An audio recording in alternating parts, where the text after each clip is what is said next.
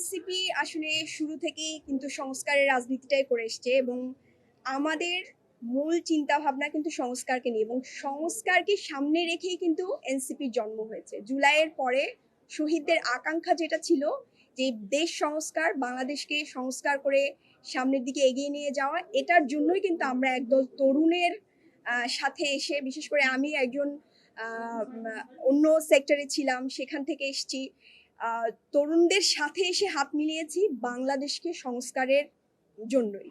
তো এই সংস্কারের রাজনীতিটাকেই আমরা সামনে এগিয়ে নিয়ে যেতে চাই। পাশাপাশি নারীর নিরাপত্তা, নারীর স্বাস্থ্য, এগুলো নিয়ে আমি আগেও কাজ করেছি, আপনারা জানেন যে আমার নারীর বিভিন্ন গ্রুপ ছিল, সেখানে আমি কাজ করেছি, বিনামূল্যে চিকিৎসা দিয়েছি। এই যে নারীর নিরাপত্তা এবং নারীদেরকে, যে জুলাইয়ের পরে যে নারীরা হারিয়ে গিয়েছে, সেই নারীদেরকে সামনে নিয়ে আসা এবং একটা রাজনৈতিক গোষ্ঠী তৈরি করা যারা হচ্ছে নারীদের নারী রাজনৈতিক গোষ্ঠী তৈরি করা, তাদেরকে রাজনীতি সম্পর্কে বোঝানো।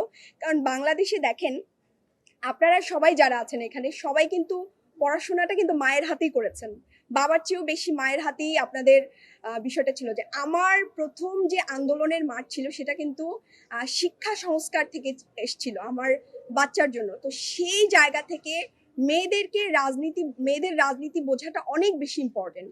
কারণ ওই যে হাতে খড়িটা, এটা কিন্তু মায়ের হাতেই হয়। মা যখন রাজনীতি সচেতন হবে, তখন একজন সন্তান রাজনীতি সচেতন হবে এবং সেই জায়গা থেকে দেশ এগিয়ে যাবে। আমি শুরু থেকে প্ল্যান করে এসছি এবং শপথ গ্রহণের পরে এবং আগে থেকে আমার চিন্তা ছিল যে সংস্কার নিয়ে অবশ্যই আমাদের একটা লড়াই সংগ্রাম থাকবে এবং সেটা সংসদেও থাকবে, সংসদের বাইরেও থাকবে, অবশ্যই মাঠেও থাকবে। কিন্তু আমি আমার সর্বোচ্চ সহযোগিতা করব সরকারের যেসব ভালো কাজ আছে, এবং আমি চাইবো যে আমরা যেভাবে তরুণরা সংস্কারের পক্ষে দাঁড়িয়েছি, সরকারের যেন গণভোট, সংস্কার, এগুলোর পক্ষেই দাঁড়িয়ে যায়।